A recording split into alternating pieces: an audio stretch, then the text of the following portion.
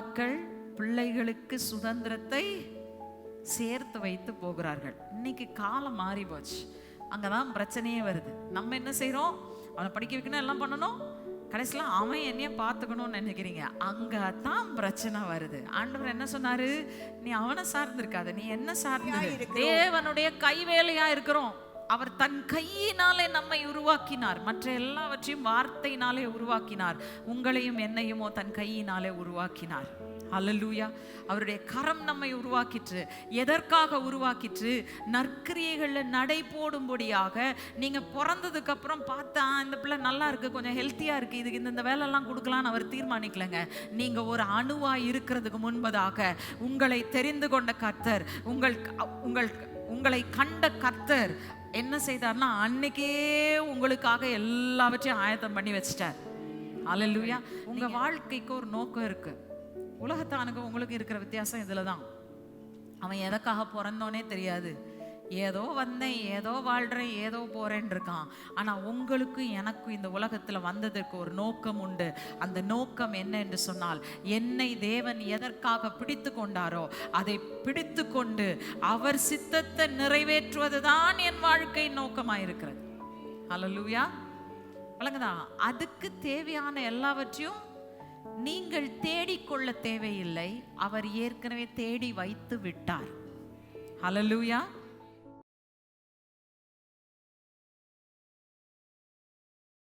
இன்றைக்கு நம்ம இன்னொரு ஆஸ்பெக்ட் ஆஃப் நீட்ஸ்குள்ள போக போறோம். இது நம்ம எல்லாருக்கும் தேவையான ஒன்று.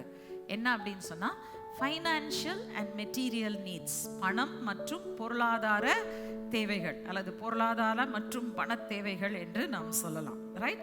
இப்போ வேதத்தை பொறுத்த வரைக்கும் நம்ம நிறைய பேருக்கு எப்படின்னா, நம்ம கிறிஸ்தவ சமுதாயத்துக்குள்ள இருக்கக்கூடிய ஒரு மனநிலை என்னன்னு சொல்லி பார்த்தீங்கன்னா, பணம் தீமையானது. பணம் அப்படின்னு சொன்னாலே பரிசுத்தம் இல்லைங்க அப்படின்னு நம்ம நினைக்கிறோம். கரெக்டா? இதுதான் பொதுவான மனநிலையா இருக்கிறது. ஆனால் வேதம் இதை குறித்து என்ன சொல்லுகிறது? வாசிக்கலாம். பிரசங்கியின் புஸ்தகம் 10ஆம் அதிகாரம் 19ஆம் வசனம். Ecclesiastes chapter 10 verse 19. விருந்து சந்தோஷத்துக்கென்று செய்யப்படும், திராட்சரசம் ஜீவனுள்ளோரை களிப்பாக்கும், பணமோ எல்லாவற்றிற்கும் உதவும். ஓகே, என்ன சொல்லுகிறது? பணம் எல்லாவற்றுக்கும் உதவும். ஆனா இங்க நீங்க நல்லா கவனிக்கணும். எதோட கிளப் பண்ணிருக்கு அப்படின்னு சொன்னா, அங்க சொல்றாரு விருந்து சந்தோஷத்துக்கென்று செய்யப்படும், திராட்சரசம் ஜீவனுள்ளோரை களிப்பாக்கும். இதுக்கப்புறம் ஃபுல் ஸ்டாப் வரல. என்ன வந்திருக்கு? செமிகோலன். நான் கற்றுக் கொடுத்துருக்கேன் உங்களுக்கு. கிராமர்ல எப்பவுமே செமிகோலன் நடுவுல வந்துருச்சுன்னா என்ன அர்த்தம்? முன்னாடி இருக்கிறதும் தனிமையான ஒரு ஸ்டேட்மெண்டா எடுக்கலாம், ஆனா பின்னாடி இருக்கிறதும் தனிமையான ஸ்டேட்மெண்டா எடுத்தாலும் இது ரெண்டும் ஒன்றை ஒன்று சார்புடையதுன்னு கத்து தந்திருக்கேனா? ரைட். இப்போ என்ன சொல்றாரு? பணம் இருந்தா நீங்க சந்தோஷமா விருந்து சாப்பிட்டா சந்தோஷமா இருக்கலாம், திராட்சரசம் அருந்தி நீங்க மகிழ்ச்சியா இருக்கலாம், களி கூறலாம். ஆனா இது எல்லாவற்றை காட்டிலும் பணம் என்ன செய்யுமாம்? எல்லாவற்றுக்கும் உதவும் அப்படின்னு சொல்லிருச்சு. இதுல ஒரு பிரச்சனை இருக்கு. பணம் எல்லாவற்றுக்கும் உதவும், கரெக்ட் தான். அதுக்கு நான் இஷ்டத்துக்கு ஆண்டவர்கிட்ட எல்லாத்தையும் கேட்டு நான் வாங்கிக்கலாமா? ஆண்டவரே, பக்கத்து வீட்டுக்காரன் போன வாரம் பெரிய கார் வாங்கி கொண்டாந்து நிறுத்தி வச்சிருக்கான். ஆண்டவரே, என்கிட்ட இருக்கிறது சின்ன கார் தான், அவனை விட பெரிய கார் எனக்கு வேணும் அப்படின்னு கேட்டேன்னா, is God bound to answer my prayer? எபேசியர் 2:10. Ephesians chapter 2 verse 10. ஏனெனில் நற்கிரியைகளை செய்கிறதற்கு நாம் கிறிஸ்து இயேசுக்குள் சிருஷ்டிக்கப்பட்டு தேவனுடைய செய்கையாய் இருக்கிறோம். அவைகளில் நாம் நடக்கும்படி அவர் முன்னதாக அவைகளை ஆயத்தம் பண்ணி இருக்கிறார். அல்லேலூயா. வசனம் என்ன சொல்லுகிறது? அவர் எனக்காக நற்கிரியைகளை ஆயத்தம் பண்ணி வைத்திருக்கிறார். அந்த நற்கிரியைகளில் நான் நடை போடுவதற்கு அவர் என்ன செய்யறாரு? என் தேவை எல்லாத்தையும் சந்திக்கிறார். ரைட்டா? என்ன நற்கிரியைகள்? ஏழை எளிய மக்களுக்கு உதவி செய்வது மட்டும்தான் நற்கிரியையா? நோ. நிறைய நேரத்தில் நம்ம இதோட லிமிட் பண்ணிடுறோம். இன்னொரு காரியம், நான் ஃபைனான்சஸை பற்றி சொல்லும் போது நான் ஸ்டார்ட் ஆஃப் பண்ணும்போது மறந்துட்டாது.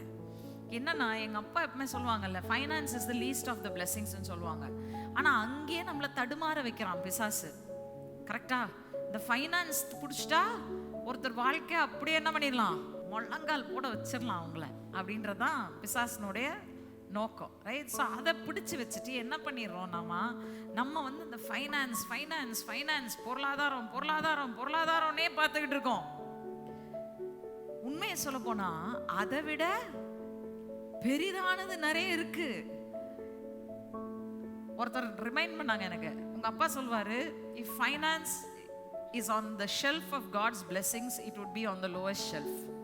அதாவது பணம் பொருளாதாரம் என்கிறது ஒரு ஆசீர்வாதமா இருக்கும் என்று சொன்னால் தேவன் ஷெல்ஃபா ஆசீர்வாதத்தை அடுக்கி வச்சிருந்திருப்பார். ஆனால் பண ஆசீர்வாதம் எங்க இருந்திருக்குமா? கீழ்த்தட்டுல இருந்திருக்கும். நம்மெல்லாம் எங்க போயிட்டு இருக்கோம்? அந்த கீழ்த்தட்டை தேடிதான் பல நேரத்துல போறோம். அதை விட பெரிதானது நிறைய இருக்கு. ஹல்லேலூயா. அதை விட பெரிதானது நிறைய இருக்கு. ஆனா பிசாசு என்ன பண்ணிடுறான்னா, இது இல்லைன்னா உனக்கு ஒண்ணுமே இல்லை, இது இருந்தா உனக்கு எல்லாம் இருக்குன்னு நம்மகிட்ட சொன்ன உடனே நம்ம வாழ்நாட்கள் முழுக்க என்ன பண்றோம்? இந்த பண ஆசீர்வாதத்துக்காக மட்டுமே நம்ம ஓடுறோம். நல்லா கவனிங்க, இன்னைக்கு ஒரே ஒரு காரியத்தை நான் சொல்ல விரும்புறேன் உங்களுக்கு. இது பெரிய ஆசீர்வாதமே கிடையாது. அது தேவன் ரொம்ப எளிதாக கொடுக்கக்கூடியது, ரைட்? முதல்ல நான் சொல்லிட்டேன், வசனத்திலே உங்களுக்கு என்ன சொல்லியிருக்கு?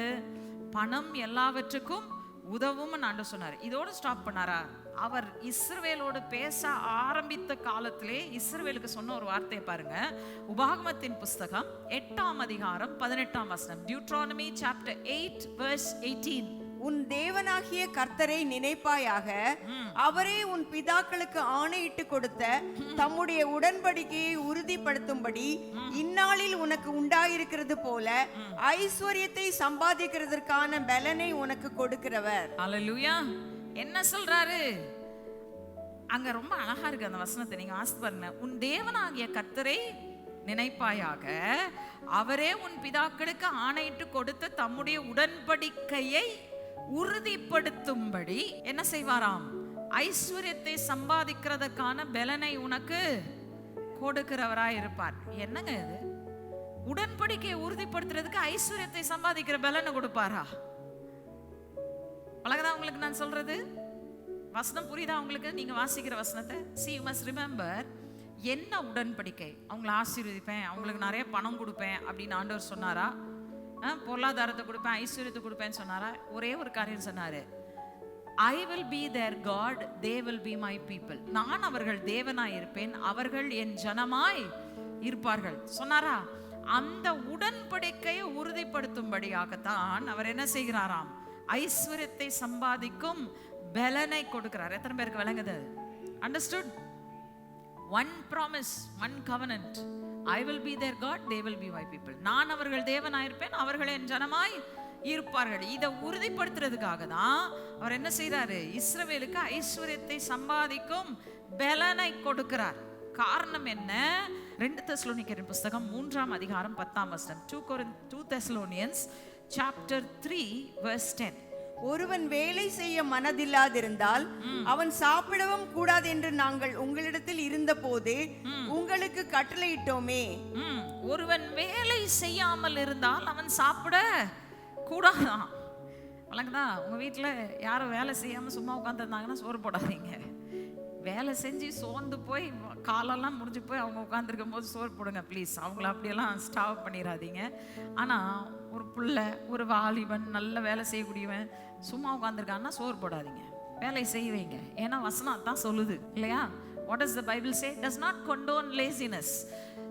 சோம்பேறித்தனத்தை நான் எப்பவுமே சொல்வேன், குடிபோதையை விட அதிகமாய் தேவன் சோம்பேறித்தனத்தை தான் வேதத்துல என்ன செய்யறாரு? கண்டிக்கிறாரு. சோம்பேறியை ரொம்பவே ஆண்டவர் கண்டிக்கிறாரு. சோம்பேறித்தனம் தேவனுக்கு பிரியமில்லாத காரியம். சுறுசுறுப்பாய் இருக்கிறவர்கள் அவருக்கு ரொம்ப பிரியம். அவர் சொல்றாரு, ஐஸ்வர்யத்தை சம்பாதிக்கும் பலனை நமக்கு அவர் கொடுத்திருக்கிறார். ரைட்? அடுத்தது பாருங்க, அவர் இந்த இடத்துல இஸ்ரவேல் ஜனங்களோட, நான் இன்னும் இருக்கிறது உபாகமம் 8:18 தான் இருக்கிறேன். அங்க என்ன சொல்றாருன்னா, ஐஸ்வர்யத்தை சம்பாதிக்கும் பலன் என்று சொல்லும்போது ஜஸ்ட் அன்றாட தேவைகளுக்கானது மட்டும் அவர் சொல்லல. என்ன சொல்றாரு? எதை குறித்து சொல்லுகிறார்? ஐஸ்வர்யத்தை சம்பாதிக்கும் பலன் என்று சொல்லும்போது அன்னன்னைக்கு சாப்பிடுற சாப்பாடுக்கு மட்டும்தான் சொல்றாரா? இல்ல. ஐஸ்வர்யம் என்று சொல்லும்பொழுது to meet my daily needs, என்னுடைய அன்றாட தேவையும் சந்தித்து இன்னும் கொஞ்சம் எனக்கு மிச்சம் இருக்கும், எடுத்து வைக்கிறதுக்கும் எனக்கு இருக்கும். எதுக்கு எடுத்து வைக்கணும்? வசனம் சொல்லுகிறது பிதாக்கள் பிள்ளைகளுக்கு சுதந்திரத்தை சேர்த்து வைத்து போகிறார்கள். இன்னைக்கு காலம் மாறி போச்சு. அங்கதான் பிரச்சனையே வருது. நம்ம என்ன செய்யறோம்? அவனை படிக்க வைக்கணும், எல்லாம் பண்ணணும், கடைசியில் அவன் என்னைய பார்த்துக்கணும்னு நினைக்கிறீங்க. அங்கதான் பிரச்சனை வருது. ஆண்டவர் என்ன சொன்னாரு? நீ அவனை சார்ந்திருக்காத, நீ என்ன சார்ந்துரு. அல்லேலூயா. பிள்ளைய சார்ந்திருக்காத, என்ன சார்ந்துரு. நான் உனக்கு ஐஸ்வர்யத்தை சம்பாதிக்கிற பலனை கொடுக்கறது மட்டுமல்ல, அவனுக்கு நீ சேர்த்து வச்சுட்டு போறதுக்கும் உனக்கு பலன் தரேன்னு தான் சொல்றாரு. Right? So remember, God's word has the principles for us. தேவனுடைய வார்த்தை நமக்கு எல்லாவற்றையும் வைத்திருக்கிறது. என்ன நல்ல நிறைவோடு நடத்துவேன் என்பது தான் தேவனுடைய வாக்குத்தத்தம். வாசிங்க 2 கொரிந்தியர் புஸ்தகம் 9ஆம் அதிகாரம் 8ஆம் வசனம். நல்லா ஞாபகம் வச்சுக்கோங்க. இப்போ நம்ம புதிய உடன்படிக்கையில் இருக்கிறோம். We are in the new covenant, not in the old covenant. இந்த நியூ கவனன்ட்ல புதிய உடன்படிக்கையில என்ன சொல்றாரு? 2 கொரிந்தியர் 9:8. மேலும் நீங்கள் எல்லாவற்றிலும் எப்பொழுதும் சம்பூர்ணம் உடையவர்களாயும் சகலவித நற்கிரியைகளிலும் பெருகுகிறவர்களாய் இருக்கும்படியாக தேவன் உங்களிடத்தில் சகலவித கிருபையையும் பெருக செய்ய வல்லவராய் இருக்கிறார். இப்ப எபேசியர் 2:10க்கு திரும்ப போவோமா? எபேசியர் 2:10 இன்னொரு தடவை வாசித்துருவோமா? இங்க சொல்றாரு 2 கொரிந்தியர் 9:8 சொல்றாரு, சகலவித நற்கிரியைகளிலும் பெருகுகிறவர்களாய் நீங்கள் இருக்கும்படிக்கு தேவன் உங்களிடத்தில் அந்த கிருபையை பெருக செய்ய வல்லவராய் இருக்கிறார். ரைட்? எபேசியர் 2:10. ஏனெனில் நற்கிரியைகளை செய்கிறதற்கு நாம் கிறிஸ்து இயேசுவுக்குள் சிருஷ்டிக்கப்பட்டு தேவனுடைய செய்கையாய் இருக்கிறோம், தேவனுடைய கைவேலையா இருக்கிறோம். அவர் தன் கையினாலே நம்மை உருவாக்கினார். மற்ற எல்லாவற்றையும் வார்த்தையினாலே உருவாக்கினார். உங்களையும் என்னையுமோ தன் கையினாலே உருவாக்கினார். ஹல்லேலூயா. அவருடைய கரம் நம்மை உருவாக்கிற்று. எதற்காக உருவாக்கிற்று? நற்கிரியைகள்ல நடை போடும்படியாக. நீங்க பிறந்ததுக்கு அப்புறம் பார்த்தா இந்த பிள்ளை நல்லா இருக்கு, கொஞ்சம் ஹெல்த்தியா இருக்கு, இதுக்கு இந்த வேலையெல்லாம் கொடுக்கலான்னு அவர் தீர்மானிக்கலங்க. நீங்க ஒரு அணுவா இருக்கிறதுக்கு முன்பதாக உங்களை தெரிந்து கொண்ட கர்த்தர், உங்களை கண்ட கர்த்தர் என்ன செய்தார்னா அன்னைக்கே உங்களுக்காக எல்லாவற்றையும் ஆயத்தம் பண்ணி வச்சிட்டார். ஹல்லேலூயா.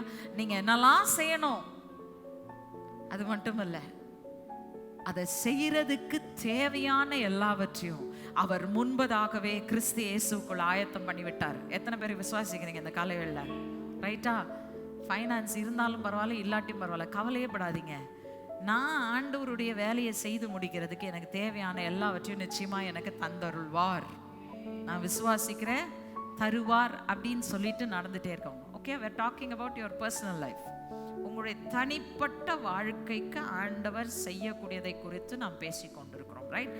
ஸோ இங்க ரொம்ப தெளிவா அவர் சொல்றாரு, நற்கிரியைகளில் பெருகுகிறவர்களாய் நாம் இருக்கும்படிக்கு. என்ன நற்கிரியைகள்? தேவன் எனக்காக ஆயத்தம் பண்ணி வைத்த நற்கிரியைகள். 1 நாளாகமத்தின் புஸ்தகம் 29ஆம் அதிகாரம் 12ஆம் வசனம். 1 Chronicles chapter 29 verse 12. ஐஸ்வர்யமும் கனமும் உம்மாலே வருகிறது, தேவரீர் எல்லாவற்றையும் ஆளுகிறவர், உம்முடைய கரத்திலே சத்துவமும் வல்லமையும் உண்டு, எவரையும் மேன்மைப்படுத்தவும் பலப்படுத்தவும் உம்முடைய கரத்தினாலே ஆகும். சரி, இன்னைக்கு ஒரு மனுஷன் ஐஸ்வர்யவானா இருக்கிறான். ரைட்டா? ஐஸ்வர்யம் எல்லாரிடத்திலும் இருக்கிறது. ரைட்டா? ஆனா கனம் எல்லாரிடத்திலும் இருக்கிறதா? ஐஸ்வர்யத்தினாலே வருகிற கனம் வேணா ஒரு மனுஷன்ட்ட இருக்கலாம். ஆனா ஒண்ணுமே இல்லாமலையும் அவரால் கனப்படுத்த முடியும். விளங்குதா? இது ரெண்டும் தேவனுடையவைகள். ஐஸ்வர்யம், கனம். உலகத்தில் இருக்கிற ஐஸ்வர்யம் எல்லாம் ஐஸ்வர்யம் அல்ல. தேவனிடத்தில், தேவனுடைய கரத்திலிருந்து பெற்றுக்கொள்வதுதான் ஐஸ்வர்யம். லூக்கா 16ஆம் அதிகாரம் 13ஆம் வசனம். Luke chapter 16 verse 13. இந்த attitude not acceptable. இது ஏற்புடைய ஒரு மனநிலை அல்ல அப்படின்றத சொல்லிடுறேன், வாசிக்கலாம். எந்த ஊழியக்காரனும் 2 எஜமான்களுக்கு ஊழியம் செய்யக்கூடாது. ஒருவனை பகைத்து மற்றவனை சிநேகிப்பான், அல்லது ஒருவனை பற்றி கொண்டு மற்றவனை அசட்டை பண்ணுவான். தேவனுக்கும் உலக பொருளுக்கும் ஊழியம் செய்ய உங்களாலே கூடாது என்றார். என்னங்க சொல்ல வரீங்க? நாளைக்குல இருந்து நாங்க எல்லாரும் வேலையை ரிசைன் பண்ணிட்டு ஆண்டவருக்கு மட்டுமே நாங்க ஊழியம் செய்யவா அப்படின்னு கேக்குறீங்களா? இந்த வசனம் அப்படி சொல்லல. இங்க இருக்கிறத நீங்க புரிந்து கொள்ளணும். Right? there are two sources. ஒன்று வந்து தேவன், இன்னொன்று உலகம். நமக்குள்ள நிறைய பேர் 90% கிறிஸ்தவர்களுக்குள் இருக்கிற மனநிலை என்னன்னா, ஆண்டவரே எனக்கு ஆசீர்வாதம் வேணும், I want money, I want a good job, I want a good position in life, எனக்கு எல்லா ஆசீர்வாதமும் வேணும், அதுக்கு நான் என்ன செஞ்சுக்கிறேன், உங்களை இழுத்துக்கிறேன், அதுக்காக நான் வந்து ஆலயத்துக்கு ஒழுங்காக வருவேன், காணிக்கை கொடுப்பேன், ஜெபிப்பேன், உபவாசம் இருப்பேன், எல்லாம் செய்வேன், எனக்கு இது வேணும், அதுக்கு நான் வந்து உங்களை தேடுவேன். When you seek God for who he is, தேவன் யாரா இருக்கிறாரோ அதற்காக நீங்கள் அவரை தேடும்போது உலக பொருள் பின்னாடி துரத்திக்கிட்டு வந்து உங்க மேல ஏறிக்குமா? கரெக்டா? நானா கற்பனை பண்ணி சொல்லங்க, நான் சொல்றது எல்லாம் வேதத்தின் அடிப்படையில் தான் சொல்றேன். அத்தனை வசனத்தையும் வாசிக்க முடியாது. உபாகமம் 28:1 சொல்லுது, இன்று நான் விதிக்கிற உன் தேவனாகிய கர்த்தரின் கட்டளைகளின்படியெல்லாம் நீ செய்ய கவனமாய் இருப்பாயானால் இப்பொழுது சொல்லப்படும் ஆசீர்வாதங்கள் எல்லாம் உன்மேல் வந்து உன்மேல் பலிக்கும். இங்க நம்ம பார்க்கிறோம், ஆண்டவர் சொல்றாரு, நான் அந்த ஐஸ்வர்யத்தை சம்பாதிக்கும் பலனை நான் உனக்கு தர்றேன். எதனால தர்றேன்னா, பிதாக்களோடு நான் செய்த உடன்படிக்கையின் நிமித்தம் நான் கொடுக்கிறேன். என்ன சொல்றாரு? நான் அவர்கள் தேவனாய் இருப்பேன், அவர்கள் என் பிள்ளை ஜனமாய் இருப்பார்கள். இப்போ பழைய ஏற்பாட்டில் அவர் தேவனாகவும் அவர்கள் பிள்ளைகளா அவர்கள் ஜனமாயும் இருந்தார்கள். புதிய ஏற்பாட்டில் அவர் யாரு? நம்ம தகப்பனா இருக்கிறாரு, நாம் அவருடைய சரி. மல்கியா தீர்க்கதரிசியின் புத்தகத்தில் கேட்கிறார், நான் தகப்பனானால் எனக்கு கொடுக்கும் கனம் எங்கேன்னு கேட்கிறார். ரைட்டா? நம்ம ஆண்டவரை வாயினால கனம் பண்றதுல வல்லவர்கள். கரெக்ட்? ஓரளவுக்கு வாழ்க்கையினாலும் கனம் பண்ணதில் கொஞ்சம் வல்லவர்கள். எங்க போனாலும் நான் கிறிஸ்தவன் அப்படின்ற ஒரு நினப்பு இருக்கிறதுனால என்ன செய்வோம், சில விஷயங்களுக்கு ஒதுங்கி நிற்போம், சில அநியாயத்துக்கு கையை நீட்டுறதுக்கு யோசிப்போம். ஆனா நல்லா கவனிங்க, பணத்தை வச்சு தேவனை கனம் பண்ணணும்னு நம்ம என்னைக்குமே யோசிக்கிறது அடடா அதெல்லாம் வந்து மோசமானது, பணமே தீமை. ஆனா வசனம் சொல்லுது பண ஆசை தான் தீமைன்னு சொல்லியிருக்கே தவிர பணம் தீமை என்று வசனம் எங்கேயுமே சொல்லல. அதை கொண்டு தேவனை போய் கனம் பண்ண சொல்றீங்க. எப்படி கனம் பண்ண முடியும்? கனம் பண்ண முடியும். வாசிங்க நீதிமொழிகளின் புஸ்தகம் 3ஆம் அதிகாரம் 9ஆம் வசனம். Proverbs chapter 3 verse 9. உன் பொருளாலும் உன் எல்லா விளைவின் முதற் பலனாலும் கர்த்தரை கனம் பண்ணு. ரைட். இது என்னது? இதுதான் சரியான மனநிலை. புரிஞ்சுக்கிட்டீங்களா? தவறான மனநிலை என்ன? உலக பொருளுக்கு ஊழியம் செய்வது தவறான மனநிலை. உலக பொருளுக்காக இயேசுவை தேடுவது தவறான மனநிலை. ஆனால் நான் பெற்றுக்கொண்டிருக்கிற எல்லாவற்றிலும் அவரை கனம் பண்ணுவேன் என்று நான் நினைத்தேனானால் அதுதான் பெற்றுக்கொள்வதற்கு சரியான மனநிலை. தேவனுடைய ஆசீர்வாதங்களை நான் சுதந்திரிக்கிறதுக்கான சரியான மனநிலை. சரி, இப்போ என்ன சொல்றாரு? உன் பொருளாலும் உன் எல்லா விளைவின் முதற் பலனாலும் கர்த்தரை கனம் பண்ணு. ரைட்? அப்படின்னா என்ன அர்த்தம்? எனக்கு எது கிடைச்சாலும் அதுல முதல் பங்கை நான் என்ன செஞ்சிருவேன்? ஆண்டவருக்கு எடுத்து வச்சிருவேன். ரைட்? இன்னைக்கு ரொம்ப ஈஸி ஆயிடுச்சு. ஏன்னா முக்காவாசி நம்ம என்ன செய்யறோம்? நம்ம காசை வச்சு தான் எல்லாத்தையுமே நம்ம செய்கிறோம். அப்போ எனக்கு பணம் கிடைச்ச உடனே நான் முதல் அதுல எனக்கென்று ஒரு பைசா எடுக்கிறதுக்கு முன்னாடி நான் கர்த்தருக்குன்னு ஒரு பங்கை எடுத்து ஒதுக்கி வச்சுட்டேன்னா நான் என்ன சொல்றேன்? ஆண்டவரே, என்னிலும் நீர் பெரியவர், என் தேவைகளை காட்டிலும் நீர் தான் முக்கியமானவர். ரைட்? ஸோ நான் என்ன செய்யறேன்? என் முதற் பலனை எடுத்து வச்சு உங்களை கனம் பண்றேன். எத்தனை பேர் செய்றீங்களோ தெரியாது. ஆனா இன்னைக்கு நான் சொல்றேன், உங்க தேவைகள் சந்திக்கப்படணும், நீங்க குறைவில்லாத ஆசீர்வாதத்தை பார்க்கணும் அப்படின்னா எது வந்தாலும் first take the first portion out for God. ஏன் தெரியுமா? எதை நீங்க பிரித்து வைத்தாலும் என்ன நடக்கும்? வாசிக்கலாம். ரோமரின் புஸ்தகம் 11:16. Romans chapter 11 verse 16. மேலும் முதற் பலனாகிய மாவானது பரிசுத்தமாயிருந்தால் பிசைந்த மா முழுவதும் பரிசுத்தமாயிருக்கும். வேரானது பரிசுத்தமாயிருந்தால் கிளைகளும் பரிசுத்தமாயிருக்கும். அவரை நீங்க முதன்மையா வச்சீங்கன்னா, உலக பொருளை சேவிக்காமல் அவரை சேவித்தீர்கள் என்று சொன்னால் நிச்சயமாகவே வாழ்க்கையில ஆசீர்வாதத்தை காண்பீர்கள். ரைட்? ஸோ முதல் பங்கு, எல்லாத்துலேயும் முதல் பங்கு அவருக்கு எடுத்து வச்சிருங்க. மீதமுள்ளதெல்லாம் பரிசுத்தமா இருக்கு. பிசாசு கை வைக்க முடியுமா? பரிசுத்தமானதை பிசாசால் தொட முடியுமா? இதுக்கு நிறைய ஆர்குமெண்ட்ஸ் நான் கேட்டிருக்கேன்.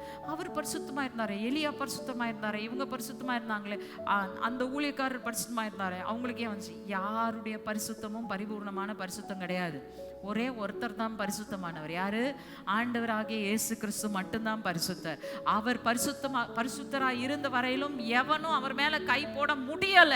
உங்க பாவமும் என் பாவமும் அவர் மேல் வைக்கப்பட்டதுக்கு அப்புறம் தான் கை போட்டான். வழங்குதா? அதனாலதான் கிறிஸ்துவனுடைய பரிசுத்தத்தை அனுதினமும் தரித்து கொள்ளணும். நீங்களும் நானும் கிறிஸ்துவின் பரிசுத்தத்துல எவ்வளவு வளர்றோமோ அவ்வளவு அதிகமாய் எந்த சாத்தானின் வல்லமையா இருக்கட்டும், உலகத்தின் வல்லமையா இருக்கட்டும், எதுவும் நம்மை தொட முடியாது. பரிசுத்தமா இருக்கிறதை தொட முடியாது. ரைட்? இன்னொரு வழி இருக்கு ஆண்டவரை கனம் பண்ணுகிறது. முதல் பங்கா அவருக்கு கொடுத்துட்டேன். சரி, அடுத்தது வசனம் என்ன சொல்லுது? மல்கியா 3ஆம் அதிகாரம் 10ஆம் வசனம் வாசிக்கலாம். Malachi chapter 3 verse 10. என் ஆலயத்தில் ஆகாரம் உண்டாயிருக்கும்படி தசம பாகங்களை எல்லாம் பண்டசாலையிலே கொண்டு வாருங்கள். அப்பொழுது நான் வானத்தின் பலகணிகளை திறந்து இடம் கொள்ளாமல் போகும் மட்டும் உங்கள் மேல் ஆசீர்வாதத்தை வருஷிக்க மாட்டேனோவென்று அதனால் என்னை சோதித்து பாருங்கள் என்று சேனைகளின் கர்த்தர் சொல்லுகிறார். அல்லேலூயா. என்ன சொல்றாரு? தசம பாகங்களை கொண்டாங்க, என்கிட்ட கொண்டாந்து கொடுத்துருங்க. என்கிட்டனா என்கிட்ட இல்லை.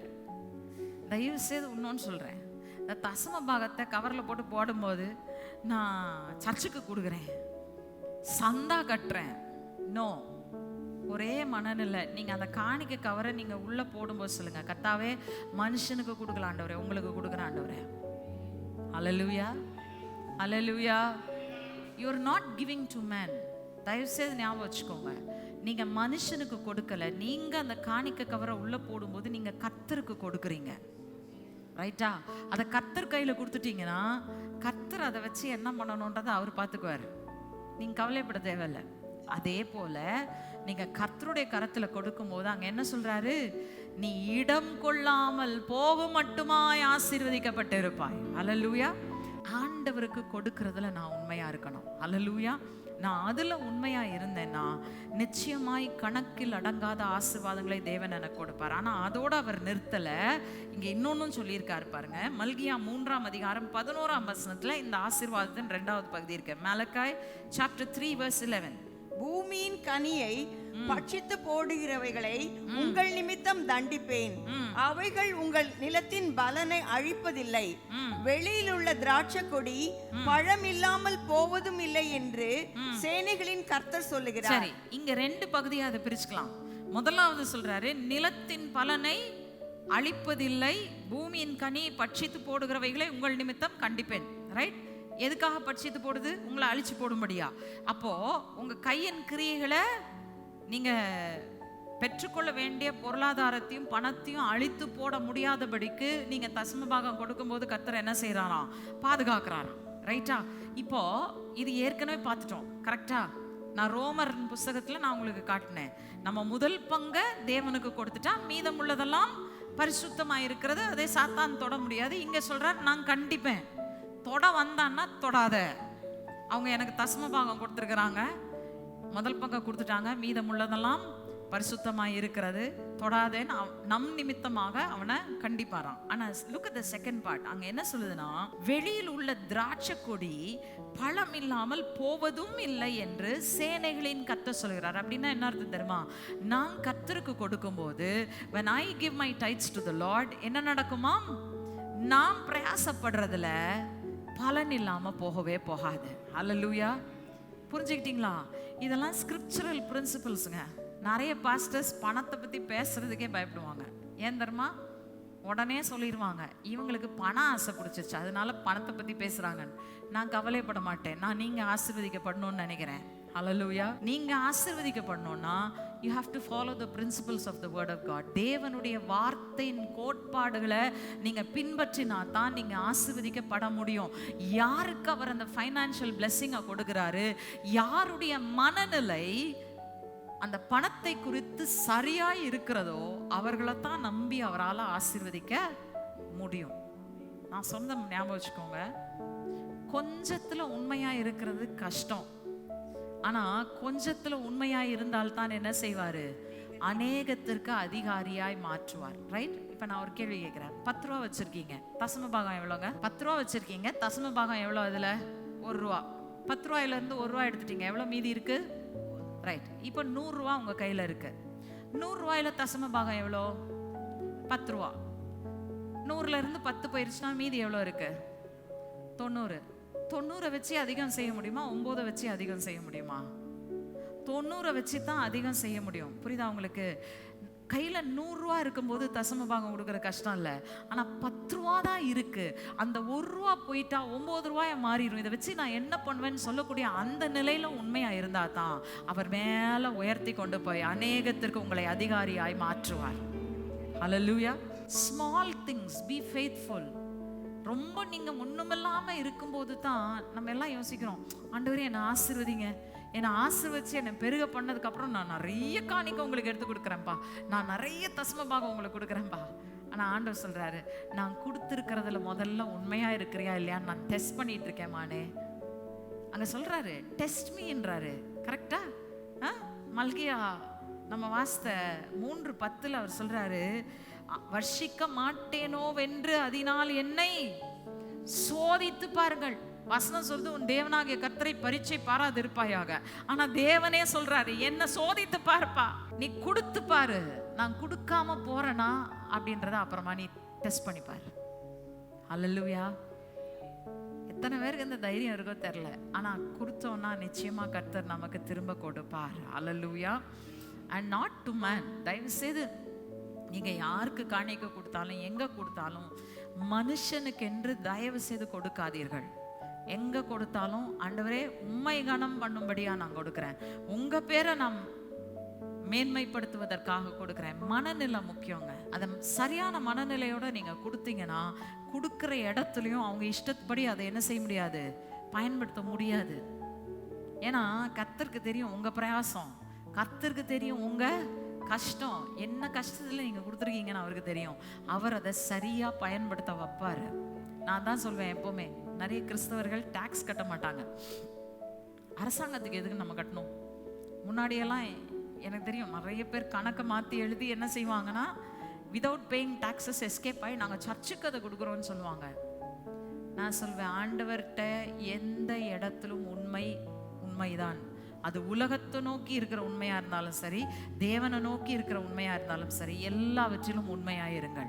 உலக பொருள்ல நீங்க உண்மையாயிரலாட்டி தேவனுடைய காரியத்துல நீங்க உண்மையாயிருக்க முடியாது. எந்த மனநிலை நம்மை பெற்றுக்கொள்ள செய்யும், எந்த மனநிலை பெற்றுக்கொள்வதிலிருந்து நம்மை தடுத்து நிறுத்தும் என்பதை நீங்கள் புரிந்து கொண்டீர்கள் என்று சொல்லி நான் விசுவாசிக்கிறேன். ரைட்?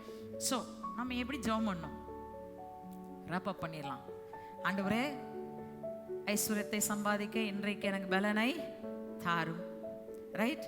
அதே போல அந்த ஐஸ்வர்யத்தை சம்பாதித்தா போதாது ஆண்டவரே, அதை குறித்த சரியான மனநிலையை எனக்கு தாங்க. நீங்க என்ன நோக்கத்துக்காக அழைத்திருக்கிறீங்களோ சரியான நோக்கங்களுக்காக நானும் அதை செலவிட எனக்கு உதவி செய்யுங்க. மனநிலை சரியா மாற்றிருங்க ஆண்டவரே அப்படின்னு சொல்லி கேளுங்க. ரைட்? மூன்றாவது, ஜெபிக்க வேண்டிய மிக முக்கியமான ஒரு ஜெபம் இருக்கிறது. இதை வாசித்த உடனே சிலருக்கு பயம் வரும். பயப்படாதீங்க, நான் இதுல இருக்கிற கருத்தை நான் உங்களுக்கு சொல்றேன். நீதிமொழிகள் 30:8-9. Proverbs chapter 30 verses 8 and 9. மாயையையும் பொய் வசனிப்பையும் எனக்கு தூரப்படுத்தும், தரித்திரத்தையும் ஐஸ்வர்யத்தையும் எனக்கு கொடாதிருப்பீராக.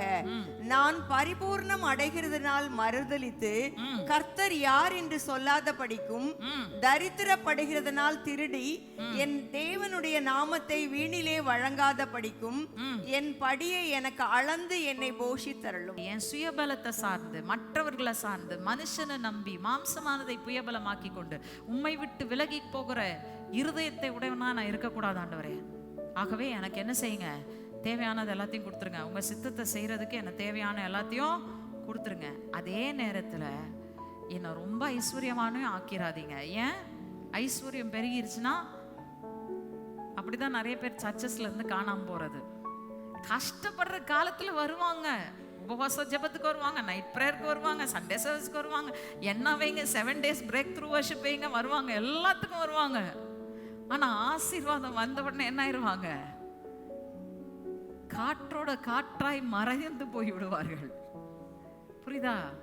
அதனாலதான் ஆண்டவர் ஜெபிக்க சொல்றாரு, ரொம்ப அதிகமா எனக்கு வேணாம் ஆண்டவரே, எனக்கு தேவையானது மட்டும் கொடுங்க. நீதிமொழிகள் 30:1.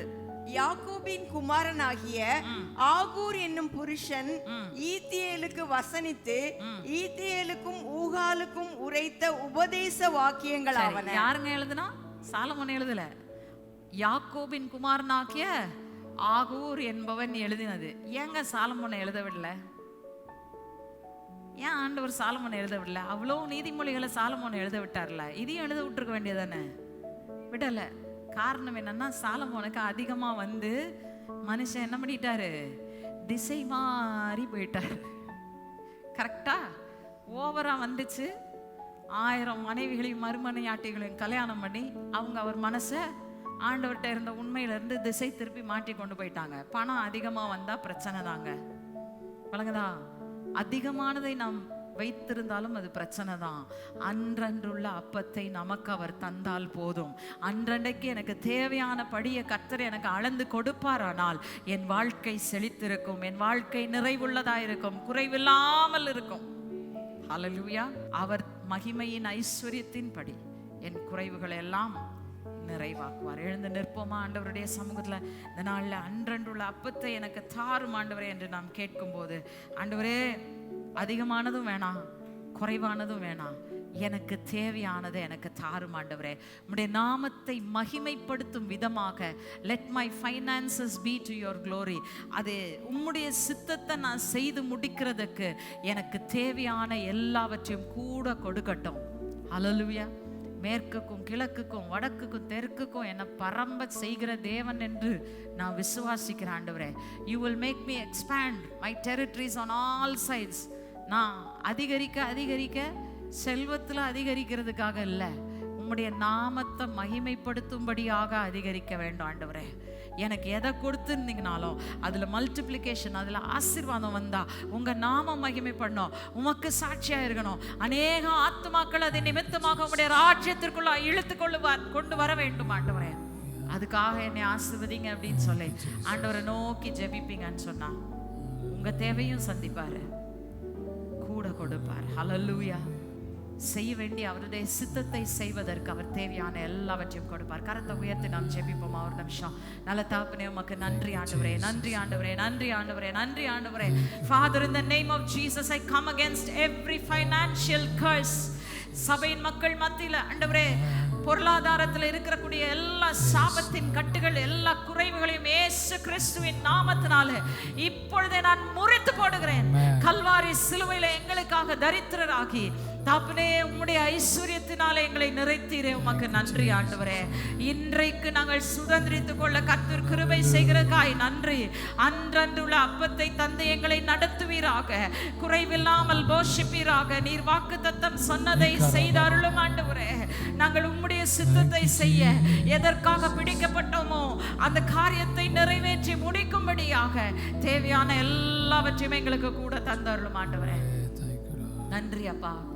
நீர் தகப்பன், எங்களை போஷிக்க வல்லவராய் இருக்கிறீர் என்பதை விசுவாசித்து உமக்கு நன்றி சொல்லுகிறோம். இயேசுவின் நாமத்தில் ஜெபிக்கிறோம் ஜீவனுள்ள அன்பின் பிதாவே. ஆமென்.